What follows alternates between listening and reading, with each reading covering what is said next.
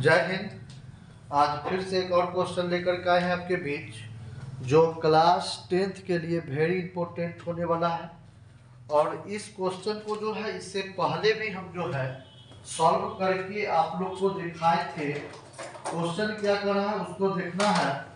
Question बोल रहा है का कि किसी दो वर्गों के क्षेत्रफल का योग 468 मीटर स्क्वायर है। कितना है? यानी दो ठो वर्ग है और दोनों के क्षेत्रफल का जो योग दिया है वो 468 मीटर स्क्वायर है। यदि उनके परिमापों का अंतर 24 मीटर हो तो दोनों वर्गों की भुजा ज्ञात कीजिए। देखिए ये क्वेश्चन जो वेरी इंपॉर्टेंट है और आपका ये जो क्वेश्चन है वो है चैप्टर है द्विघात समीकरण और एक्सरसाइज आपका 4.3 का क्वेश्चन नंबर 11। कितना है? 4.3 का क्वेश्चन नंबर आपका 11 है। क्वेश्चन में कह रहा है, कुछ नहीं बोल रहा है, क्वेश्चन बहुत ही वेरी इंपॉर्टेंट है। 5 नंबर में डायरेक्ट ये क्वेश्चन को पूछा जाता है। बोल रहा है दो वर्गों के क्षेत्रफल का योग 400 मीटर स्क्वायर है। यदि उनके परिमापों का अंतर 24 हो तो दोनों वर्गों की भुजा ज्ञात कीजिए। देखिए दो वर्गों के क्षेत्रफल का योग बोल रहा है, तो योग का मतलब क्या होता है? जोड़ होता है। इससे पहले वाला भी हम एक और क्वेश्चन बताए थे इस टाइप का, ठीक ना। देखिए यहाँ पर, तो यहाँ पर मान लीजिए एक वर्ग है। क्या है? वर्ग है। याद रखिएगा ये क्या है? वर्ग है आपका। अब ये जो वर्ग है, ठीक ना, ये वर्ग है। तो वर्ग में क्या होता है? सभी भुजा बराबर होता है, यानी चारों भुजा जो क्या होता है? बराबर होता है। चारों कोण क्या होता है? बराबर होता है। यहां पर देखिए वर्ग का जो परिमाप होता है, वर्ग की परिमाप कितना होता है? 4 गुने भुजा। कितना होता है? 4 गुने भुजा। वर्ग का क्षेत्रफल होता है भुजा स्क्वायर। याद रखिएगा पूछता है वर्ग का ये क्षेत्रफल, ये सब का फॉर्मूला आपको, ये सब फॉर्मूला जो है इस पर भी आपका क्वेश्चन जो है बनेगा। याद रखिएगा, एकदम वेरी इंपॉर्टेंट है। देखिए तो ये क्या होता है, जितना भी भुजा होता है इसका, यानी 4 भुजा होता है, चारों भुजा क्या होता है? बराबर होता है। क्या होता है? चारों भुजा बराबर होता है। याद रखिएगा, यानी A B C D, A B A के बराबर, सी बी, ठीक ना, और ए के बराबर कौन होगा? तो ए के बराबर जो है आपका ए बी के बराबर लिखिए। ए बी के बराबर कौन होगा? सी डी होगा। सी डी के बराबर कौन होगा? ए बी हो जाएगा। उसके बाद देखिए ए सी, तो ए सी के बराबर कौन होगा? बी सी हो जाएगा। यानी जितना भी इसमें भुजा, चारों भुजा वो क्या है? एक दूसरे के बराबर है। इसी का इसका परिमाप, इसीलिए इसका परिमाप लिखा जाता है 4 गुने भुजा। वर्ग का क्षेत्रफल लिखा जाता है भुजा स्क्वायर, इसलिए कि कोई एक तो भुजा लेके बैठा के आसानी से हम निकाल सकते हैं, ठीक ना। तो यहां पर क्वेश्चन में कह रहा है कि दो वर्गों, ठीक ना, दो वर्गों के क्षेत्रफल का योग 468 मीटर स्क्वायर है।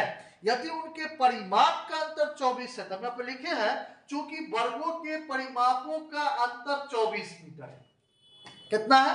24। अब भुजा का अंतर कितना हो जाएगा? तो 24/4 होगा ना। देखिए याद कीजिए, फॉर्मूला में क्या होता है कि वर्ग के परिमाप कितने होता है? 4 गुने भुजा। तो परिमाप मालूम करना है, या भुजा को 4 गुने लिखेंगे, भुजा लिख दिए। और क्षेत्रफल कितना दिया हुआ है?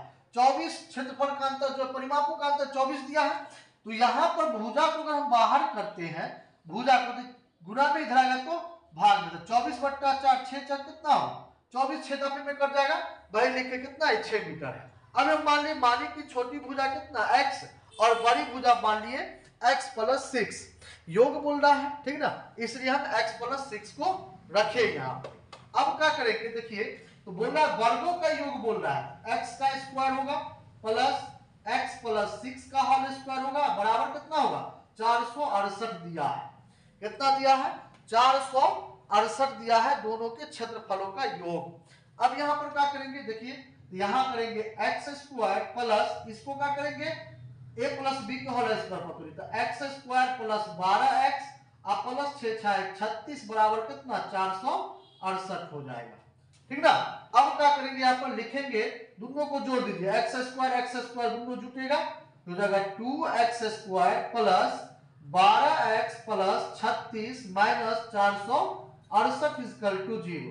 ये हो जाएगा आपका 2x² प्लस 12x, और ये 36 में से 468 को माइनस करेंगे 200 कितना हो जाएगा 432 हो जाएगा। 432 इक्वल टू 0।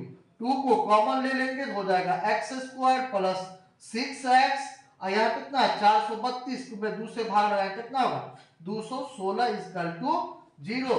इसीलिए x² प्लस 6x माइनस 200 कितना 16 इक्वल टू 0। ये आपका द्विघात समीकरण निकल गया। अब द्विघात समीकरण निकल गया तो आसानी से हम इसका गुणनखंड भी कर सकते हैं। गुणनखंड करने में कोई प्रॉब्लम कोई दिक्कत नहीं है, एकदम बिल्कुल आसानी से हम इसका गुणनखंड कर सकते हैं। कैसे करेंगे गुणनखंड, देखिए हम बताए होंगे कि ऐसा संख्या रखना है जिसमें 6 भी आना चाहिए और गुणा करने पर 216 आना चाहिए। तो यहाँ पर हम x² रखते हैं प्लस 18x और माइनस 12x रखते हैं माइनस 216 इक्वल टू 0। देखिए दोनों को जब हम मल्टीप्लाई करेंगे 18 और 12 को जब हम मल्टीप्लाई करेंगे 216 आ जाएगा, और 18 में से 12 को माइनस करेंगे कितना आ जाएगा 6 आ जाएगा। यहाँ पर आप x को कॉमन ले लीजिए तो x प्लस हो जाएगा 18 माइनस 12 कॉमन लेंगे तो कितना होगा x प्लस कितना 18 इक्वल टू 0। तो x माइनस हो जाएगा 12 इधर हो जाएगा x प्लस 18 इक्वल टू 0। ये हो गया आपका गुणनखंड। अब क्या करेंगे यहाँ से आइदर और निकाल देंगे। आइदर और बोले तो देखिए यहाँ पर अब यहाँ पर ले लेंगे आइदर और देखिए यहाँ कितना होगा x माइनस 12 है ना 12 इक्वल टू 0, तो x का वैल्यू आ गया आपका 12, x plus 18 equal to 0, x बराबर आ जाएगा माइनस 18 जो क्या हो जाएगा असंभव। ठीक ना। अब क्या करेंगे यहाँ पर लिखेंगे अतः क्या लिखेंगे छोटी भुजा का माने थे x माने थे, तो x बराबर कितना आ जाएगा बताइए। तो छोटी भुजा x माने थे तो x का वैल्यू आपका आ जाएगा कितना 12 आ जाएगा। और बड़ी भुजा कितना माने थे बड़ी भुजा, तो बड़ी भुजा जो कट गया था 6 x प्लस 6, तो x प्लस रखेंगे 6 कितना हो जाएगा x का वैल्यू कितना है देखिए वहां 12 प्लस कितना 6, दोनों को जोड़ दीजिए 18 सेंटीमीटर। यही आपका it will be right answer. इस तरह का वीडियो देखने के लिए हमारे फेसबुक पेज को फॉलो कीजिए, यूट्यूब पर देख रहे हैं तो यूट्यूब को सब्सक्राइब कीजिए, शेयर कीजिए, लाइक कीजिए। फेसबुक पर देख रहे हैं फेसबुक पेज को फॉलो कीजिए, लाइक कीजिए, शेयर कीजिए ताकि दूसरों बच्चों का भी हेल्प हो सके। और जहां से भी देख रहे हैं कहां से देख रहे हैं एक बार जो है कमेंट में जरूर बताएं। Thank you.